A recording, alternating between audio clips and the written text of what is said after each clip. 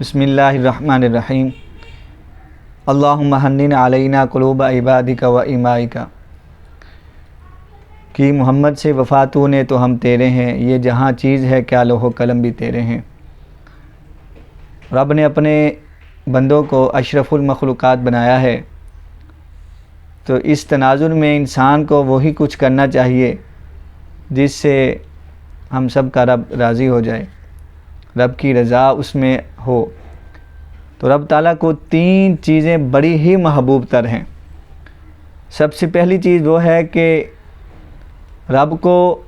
وہ نوجوان بہت ہی محبوب ہے جو اپنی جوانی رب کے دین کے راستے پر خرچ کرتا ہے۔ مثال کے طور پر جب بندہ نوجوانی کے عالم کے اندر سجدہ شکر بجا لاتا ہے، سجدوں کا اہتمام کرتا ہے، نمازوں کا اہتمام کرتا ہے اور رب کے راستے کے لیے نکلتا ہے، دین کے لیے نکلتا ہے، دین کی سربلندی کے لیے نکلتا ہے، تو رب فرماتا ہے کہ مجھے وہ نوجوان بہت ہی محبوب ہے۔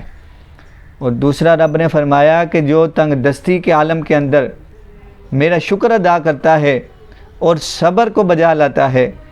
رب نے فرمایا مجھے وہ بندہ بھی بڑا محبوب ہے۔ حالانکہ میں نے بڑے بڑے نوجوان دیکھے ہیں، بڑے بڑے لوگ دیکھے ہیں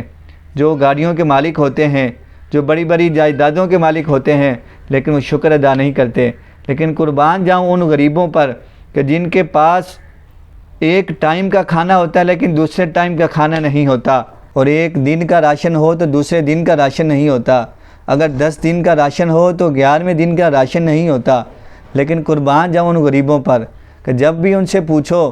کہ بھائی کیا حال چال ہے، تو وہ جواب میں یہی کہتا ہے رب کا بڑا شکر ہے۔ تو رب نے فرمایا یہ جو بندہ ہے نا مجھے بڑا محبوب ہے، جو تنگ دستی کے عالم کی وجہ سے مجھ سے